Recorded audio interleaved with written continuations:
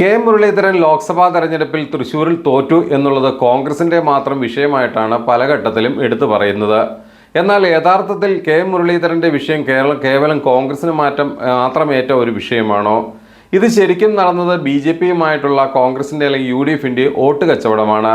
ഈ വോട്ട് കച്ചവടമാണ് വലിയ തോതിൽ ചർച്ച ചെയ്യപ്പെടണമെന്നുള്ള ആവശ്യം ഉയർത്തിക്കൊണ്ടുവരുന്നത്. കെ കരുണാകരന്റെ മകനായ കെ മുരളീധരനെ ബി ജെ പി സ്ഥാനാർത്ഥിക്ക് വോട്ട് മറിച്ചു നൽകി മൂന്നാം സ്ഥാനത്തേക്ക് തള്ളിയ സുരേഷ് ഗോപി അനുകൂലികളായ കോൺഗ്രസ്സുകാർ നടത്തിയ നീക്കങ്ങൾ വളരെ നീചവും പൈശാചികവും നിന്ദ്യവുമായി പോയി. എ കെ ആന്റണിയുടെ ഭാഷയിൽ പറയുമ്പോൾ ഇതിനപ്പുറം വേറെ വാക്കുകൾ പ്രയോഗിക്കാനില്ല. യഥാർത്ഥത്തിൽ ഇവിടെ നടക്കുന്നത് ഒരു കൂട്ടുകച്ചവടമാണ്.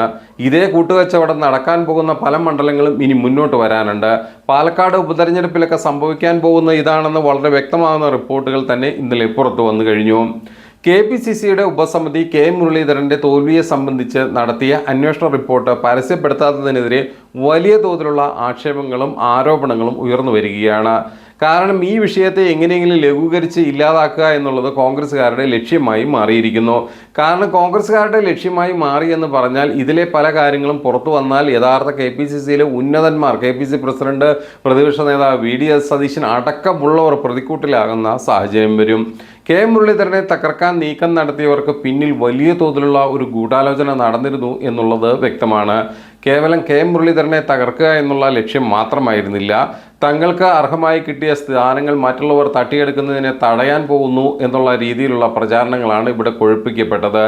കാരണം കെ മുരളീധരൻ മത്സരിക്കാൻ തീരുമാനിച്ചിരുന്ന തൃശ്ശൂരിലേക്ക് ശരിക്കും യഥാർത്ഥത്തിൽ മത്സരിക്കേണ്ടിയിരുന്നത് അനിൽ അക്കരയായിരുന്നു, അല്ലെ ടി എൻ പ്രതാപനായിരുന്നു എന്നുള്ള ഒരു പ്രതിഭാസമാണ് അവിടെ നിലനിന്നിരുന്നത്.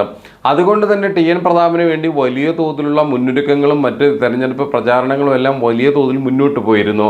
ഇതിനിടയിലാണ് വളരെ അപ്രതീക്ഷിതമായിട്ട് കെ മുരളീധരനെ കൊണ്ടുവന്ന് തൃശ്ശൂരിലേക്ക് ഇറക്കിയത്.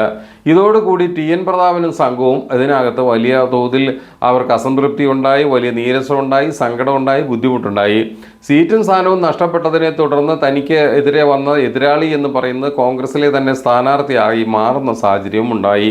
ഈ ഘട്ടത്തിലാണ് ഇവരെ തകർക്കാൻ വേണ്ടിയിട്ട് ടി എൻ പ്രതാപന്റെ നേതൃത്വത്തിൽ പടയോട്ടം നടത്തിയത്.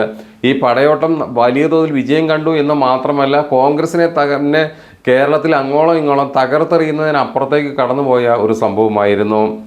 വയനാട്ടിൽ നടന്ന വലിയ തോതിലുള്ള മീറ്റിങ്ങിനകത്ത് ഇലക്ഷനുമായി ബന്ധപ്പെട്ട് മിഷൻ 2024 എന്ന് പറയുന്ന പരിപാടിക്ക് പദ്ധതിയും പ്ലാനും എല്ലാം എസ്റ്റിമേറ്റും ഒക്കെ തയ്യാറാക്കിയെങ്കിലും ഇതിന് ഉത്തരവാദിത്തം ഏൽപ്പിച്ചവർ ഇപ്പോൾ ഇതൊന്നും കണ്ടില്ല എന്നുള്ള മട്ടിൽ മുങ്ങി നടക്കുകയാണ്.